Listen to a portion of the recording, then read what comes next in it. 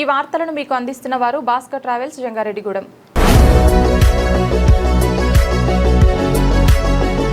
ఏలూరు జిల్లా జంగారెడ్డిగూడెం మండలం పేరంపేటలో దారుణ హత్య కలకలం రేపింది. పొలం సరిహద్దు తగాదాల నేపథ్యంలో కారుమూరి దుర్గారెడ్డి అనే వ్యక్తిని స్వయాన అన్న కొడుకు కారుమూరి శ్రీనివాసరెడ్డి అతి కిరాతకంగా వేట కత్తితో నరికి చంపాడు. ఘటన ప్రాంతానికి చింతలపూడి ఎమ్మెల్యే సొంగ రోషన్ కుమార్ చేరుకున్నారు. గత కొంతకాలంగా తమకు రక్షణ కల్పించి న్యాయం చేయాలని పోలీసులను కోరినా పోలీసులు న్యాయం చర్యలు చేపట్టకపోవడంపై ఎమ్మెల్యే ఆగ్రహం వ్యక్తం చేశారు. గ్రామంలో ఇప్పటికే 2 హత్యలు జరిగాయని నియోజకవర్గ ఎమ్మెల్యే వచ్చి హామీ ఇస్తే గానీ మృతదేహాన్ని తరలించమని గ్రామంలోని తెలుగుదేశం నాయకులు ఆందోళన చేపట్టారు. సంఘటన స్థలానికి చేరుకున్న ఎమ్మెల్యే మృతదేహాన్ని పరిశీలించి పోలీసులను స్థానికులను వివరాలు అడిగి తెలుసుకున్నారు. అనంతరం ఎమ్మెల్యే సొంగ రోషన్ కుమార్ మీడియాతో మాట్లాడుతూ తమ పార్టీ కార్యకర్త దుర్గారెడ్డి హత్యకు గురి కావటం దారుణమని, హత్యకు ముందే దుర్గారెడ్డికి ప్రాణహాని ఉందని ఎమ్మెల్యే కార్యాలయం నుంచి ఎస్ఐకు చెప్పినట్లు ఎమ్మెల్యే తెలిపారు. ఎందుకంటే తెలుగుదేశం పార్టీ కార్యకర్త అయినటువంటి కారుమూరి దుర్గారెడ్డి గారు హత్య చేయబడ్డారు.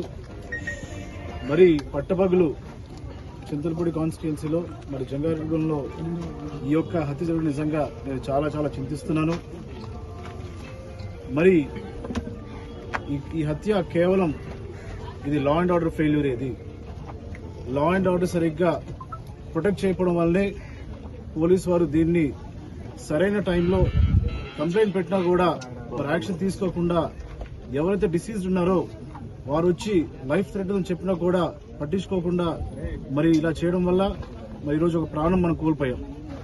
దుర్గారెడ్డి ఒక మంచి తెలుగుదేశం పార్టీ కార్యకర్త, వార్డ్ మెంబర్ కూడా. మరి ఈ ఇన్సిడెంట్ జరిగే అరగంట ముందు మరి నా ఆఫీస్ నుంచి నేను నా పిఏఎస్ఐకి ఫోన్ చేసి ఇట్లా దుర్గారెడ్డి గారికి మరి అన్యాయం జరుగుతూ ఉంది, తనకి ప్రొటెక్షన్ ఇవ్వాలి, ఈ విషయంలో మీరు జాగ్రత్తగా చూడండి అని చెప్తే చెప్పిన అరగంటకే మరి ఇక్కడ తను హత్య చేయడం జరిగింది. మరి ఈ విషయంలో నేను ఎమ్మెల్యేగా మరి పోలీసు వారు చెప్తున్నాను, 24 hours లో దీని మీద కంప్లీట్ ఇన్వెస్టిగేషన్ తీసుకోవాలి. అలాగే ఎవరైతే మరి చంపారో దీని వెనకాల ఎవరున్నారో, ఎవరైతే మరి ప్రోత్సహించారో ప్రతి ఒక్కరిని కూడా కఠినంగా శిక్షలు చెప్పి నేను సభాముఖం తెలియజేస్తున్నాను. అలాగే చనిపోయిన బాడీ విషయంలో నెక్స్ట్ 2 hours లో కూడా ఫార్మాలిటీస్ అండ్ ఫినిష్ కూడా నేను తెలియజేస్తున్నాను. మరి ఇలాంటివి జరగకుండా ఉండాలంటే మనము లా అండ్ ఆర్డర్ మరి కరెక్ట్ గా ఉండాలి. మనం ఏదో కోడిపంది ఆడ పట్టుకోవడం, పేకాడ పట్టుకోవడం ఇది కాదు లా అండ్ ఆర్డర్ అంటే. మరి ఈ రోజున ఒక కామన్ సివిలియన్ కి ప్రొటెక్షన్ ఇవ్వడం, మరి ఒక నిండు ప్రాణం పోవడం మాత్రం నేను సహించడం లేదు. ఈ విషయంలో మేము కూటమి కార్యకర్తలు అలాగే నాయకులు అంతా కూడా చాలా చాలా చాలా బాధపడుతున్నాం. తప్పకుండా దీని మీద కఠినమైన చర్య ఉంటుంది. నేను పేరంపేట గ్రామస్తులకి అలాగే ముఖ్యంగా దుర్గారెడ్డి కుటుంబ సభ్యులకి కూడా చెప్తున్నాను, మేమందరం కూడా మీకు అండగా ఉంటాం. ఇలాంటివి జరగకుండా మరి పోలీసు వారు చాలా జాగ్రత్త తీసుకుని చెప్పి నేను హెచ్చరిస్తున్నాను. రౌడీ షీటర్లని గంజాయి బ్యాచ్ ని చీటింగ్ కేసుల వాళ్ళు చక్కగా రోడ్లంతా తిరుగుతున్నారు. ఎవడో అమాయకుడు ఉంటే భయంగా ప్రాణాలు గుప్పిట్లో పెట్టుకుని తిరగవలసి వస్తుంది. ఈ కంటిన్యూషన్ 3వ కేసు 4వ కేసు పేరంపేట బుర్రల బద్దలు కొడతాం, బెయిల్ మీద ఊళ్ళో తిరగటం, ఒకరిని నరకటం, బెయిల్ మీద ఊళ్ళో తిరగటం, ఎవరన్నా దొరికితే డబ్బు దోసేయటం, చక్కగా తిరగటం, దొంగ రోడ్లు మార్చడం, తిరగటం, గంజాయి అమ్మటం, ఇక్కడే తిరగటం. ఏం జరిగిందంటారు? హత్యకు కారణం ఏంటంటారు? పోలీసుల నిర్లక్ష్యం. హత్యకు కారణం ఏంటి? ఆయన ప్రాణాయానం ఉందని కంప్లైంట్ పెట్టుకున్నాడు. ఎప్పుడు పెట్టారండి?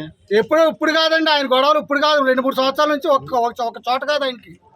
ఈ వారం రోజులు ఈ వారం నుంచి మరీ ఎక్కువ.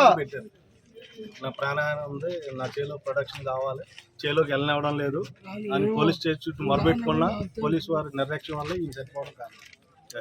దానికి రిజల్ట్ మాకు న్యాయం జరగాలంటే ఆ చంపినోడిని ఎవరినో తీసుకొచ్చి అక్కడ అప్పచెప్తే అని మేము తగింది సరి చేస్తాం. మాకు న్యాయం జరిగేదాకా ఈ బాడీ మట్టికి మేము ఇక్కడి నుంచి కదలలేము. ఇదే మన నినాదం.